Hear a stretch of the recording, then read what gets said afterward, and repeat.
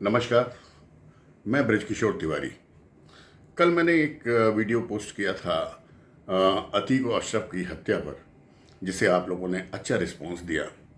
मैंने अभी तक सैकड़ों वीडियो पोस्ट किए हैं, पर कभी भी ये नहीं कहा कि आप मेरे चैनल को सब्सक्राइब कीजिए। आज मैं कह रहा हूँ कि आप अगर हो सके तो मेरे इस चैनल को सब्सक्राइब करें, और अगर पसंद आते हैं ये वीडियो तो उन्हें लाइक भी करें और शेयर भी करें। मैं यहाँ आपको ये बताना चाहता हूँ कि जिस सिंपल तरीके से पुलिस बता रही है कि ये तीनों लड़के नाम कमाने के लिए मौका ढूंढ रहे थे, और एकाएक इनको पता चला कि भाई ये अतीक और अशरफ को अगर हम मार देंगे तो हमारा नाम हो जाएगा, और इस तरीके से इन्होंने प्लान किया और अतीक और अशरफ को सरेआम मार दिया।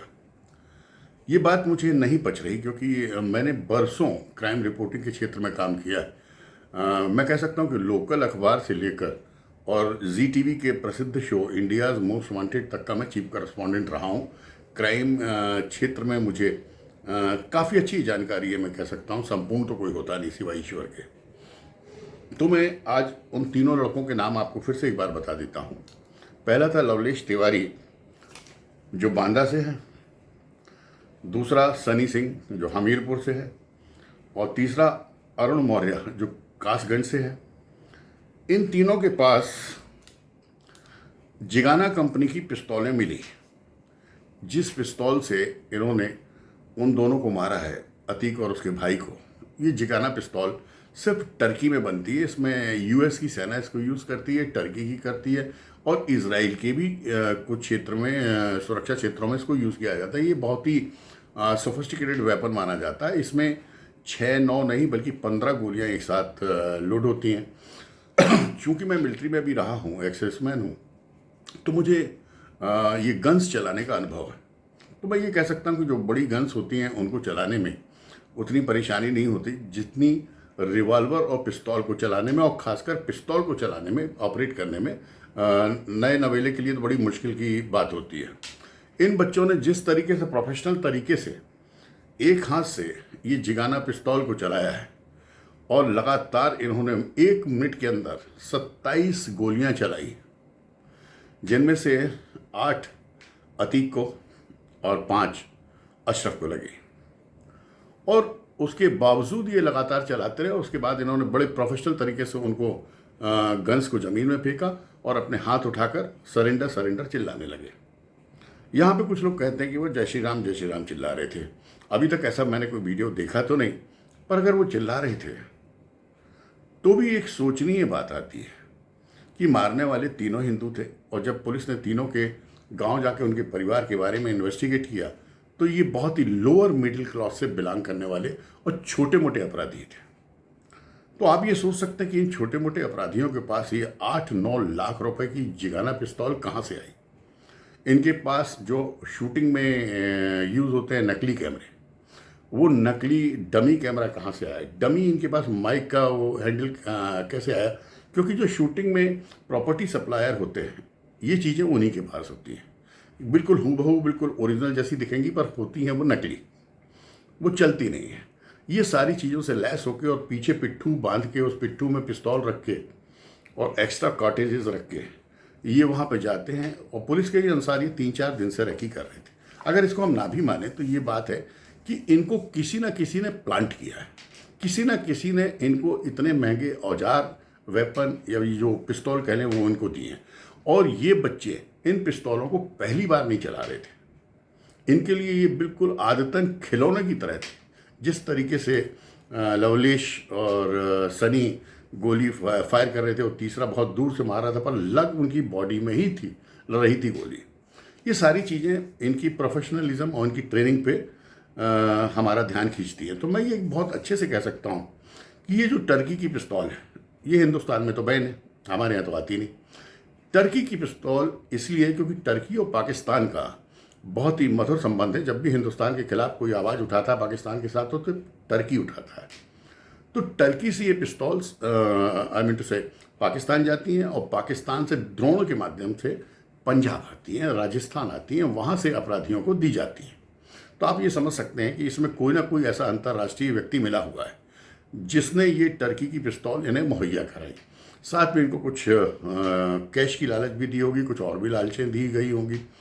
ये अपनी जगह है। अब जिस तरीके से समाजवादी पार्टी सॉरी जिस तरीके से समाजवादी पार्टी हल्ला कर रही है कि ये योगी जी ने मरवाया, ये भाजपा ने मरवाया, ये हिंदूवादियों ने मरवाया, ये मुसलमानों को मरवाया, ये सारी सोच को अगर रिवर्स करें तो ऐसा लगता है कि समाजवादी पार्टी के नेतृत्व के द्वारा ही इन लड़कों को हायर किया गया और उनको इतना ट्रेंड किया गया कि वो चाहे जय श्री राम बोले मारते समय या बेसिकली उनको हिंदू होना चाहिए इन्वेस्टिगेशन में, साथ में मैंने इस तरीके से वो कृत्य करें अपना कि उंगली सरकार पर उठे। अब इसको अगर छोड़ दें तो इस जिगाना पिस्तौल को एक बार और आपने सुना होगा, जब लॉरेंस डिसूजा ने मूसा वाले की हत्या की, उसमें भी ये पिस्तौल यूज़ की गई थी। उसके पास भी अंतर्राष्ट्रीय स्तर से कहीं से ये पिस्तौलें आई थी और उसके पास भी बहुत ही सोफिस्टिकेटेड वेपन थे और हैं। तो कहीं इसके तार, ये जो अतीक की हत्या है, इसके तार तिहाड़ से तो नहीं जुड़ रहे हैं? कहीं इसके तार सुपारी किलिंग लेके लॉरेंस डिसूजा जैसे लोगों ने इन लड़कों को तैयार करके विपक्षियों से पैसे लेके और ये किलिंग तो नहीं कराई है? कल भी मैंने वीडियो में कहा था कि हो न हो, चूंकि समाजवादी पार्टी के शीर्ष के नेताओं की सारी पोल अतीक और सब जानते थे और चूंकि वो सरकार उनको बिल्कुल सजा में धांसे दे रही थी, मतलब उनके निकलने के कोई भी रास्ते नहीं थे, तो उनको ये भी डाउट हुआ होगा कि भाई अब जब ये 20 साल को चला ही गया और इस पे अभी भी 99 केस बाकी हैं, तो कहीं ऐसा ना हो कि योगी जी इससे और राज खुलवा लें जिससे कि विपक्ष के जो नेता हैं वो फंस जाएं। तो इसमें एक शक की सुई जाती है समाजवादी पार्टी के नेतृत्व पे, एक सुई जाती है हिंदुत्ववादी जो युवा सोच है आजकल, जिसमें लॉरेंस डिसूजा भी अपने आप को बहुत बड़ा हिंदूवादी बोलता है, उस पर भी जाती है। और तीसरी मैंने कल भी रिवील की थी कि ये कहीं ऐसा तो नहीं है, क्योंकि पाकिस्तान ये बताता है कि जो हिंदुस्तान के मुस्लिम हैं वो बहुत बेचारे हैं, जबकि यहाँ पुलिस में मुस्लिम है, मिलिट्री में मुस्लिम है, इंटेलिजेंस में है, सीबीआई में है, रॉ में है, सुप्रीम कोर्ट में है, पॉलिटिक्स में है, प्रॉपर्टी डीलिंग में है और बदमाशी में तो है ही। तो ऐसी कोई जगह नहीं है जहाँ पे हमारे हिंदुस्तान के मुसलमानों का हिस्सेदारी ना हो। फिर भी पाकिस्तान का एक रोना है अपने देश में अपनी राजनीति चलाने के लिए। तो कहीं ऐसा तो नहीं है कि पाकिस्तान से, चूंकि इसके तार जुड़े थे, ये एक्सेप्ट भी कर चुका था अतीक इन्वेस्टिगेशन में, तो कहीं ऐसा तो नहीं कि ये और कुछ रिवील करता तो पाकिस्तान के द्वारा इसको मरवा दिया गया हो। पर अगर पाकिस्तान के द्वारा इसको मरवाया गया या विपक्ष की पार्टियों द्वारा मरवाया गया या किसी ने भी इनको पद दी है सुपारी, क्योंकि ये तीनों लड़के बिल्कुल निशाने पे फायर कर रहे थे और इस तिगाना पिस्तौल को चलाना इतना आसान नहीं है। और चलाना तो ठीक है, टारगेट को किल करना और इतने नज़दीक से ब्लाइंड मर्डर करना इज़ नॉट ए जोक। तो ये मैं आज की वीडियो में आपको कहना चाहता हूँ कि इन तीनों ने मारा ज़रूर है, पर ये याद रखिए इनके पीछे कोई तीन और हैं जिन्होंने इनको ये हथियार मुहैया कराए, जिनको इन्होंने प्रेस की पूरी ड्रेस दिलवाई, साथ में मीडिया के अंदर घुसेड़ा। इतने मीडिया कर्मी थे, किसी ने भी नहीं बोला भाई आप किस प्रेस से हैं, आप पहली बार दिख रहे हैं, नए दिख रहे हैं, ये एनसीआर न्यूज़ क्या है। तो किस तरीके से इनको प्लांट किया, इसके पीछे कोई उत्तर प्रदेश की ही बड़ी शक्तियां हैं जो उत्तर प्रदेश को और वहाँ की सरकार को अस्थिर करना चाहती हैं।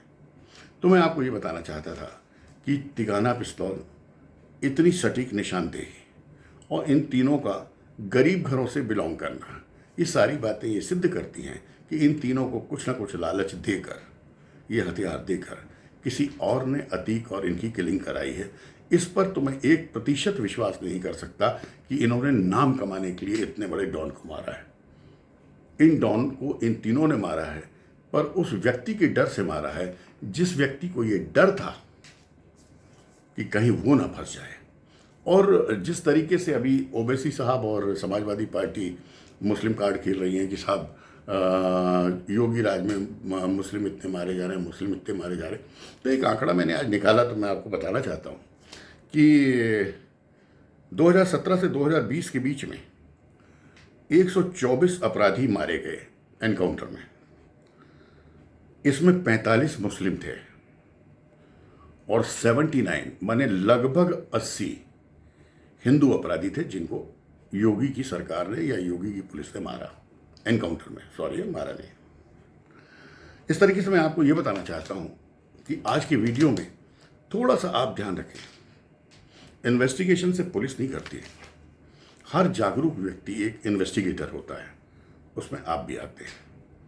सोचिए, कहीं ये लिंक तिहाड़ से जुड़ा तो नहीं है, कहीं ये लिंक विपक्षी पार्टियों से जुड़ा तो नहीं है, कहीं इन तीनों का लिंक पाकिस्तान से तो जुड़ा नहीं है, और कहीं अतीक के ही गैंग के लोग जो अब इस समूची अतीक की प्रॉपर्टी और गैंग पर कब्जा करना चाहते हैं उनसे तो जुड़ा नहीं है। ये तीनों लड़के मुखौटे हो सकते हैं, पर इनका कोई भी कारण समझ में नहीं आता कि ये अतीक और अशरफ को मारे। बहुत जल्द ये राज खुलेगा, पक्का खुलेगा, और हम फिर रूबरू होंगे। तब तक के लिए जय हिंद, जय भारत।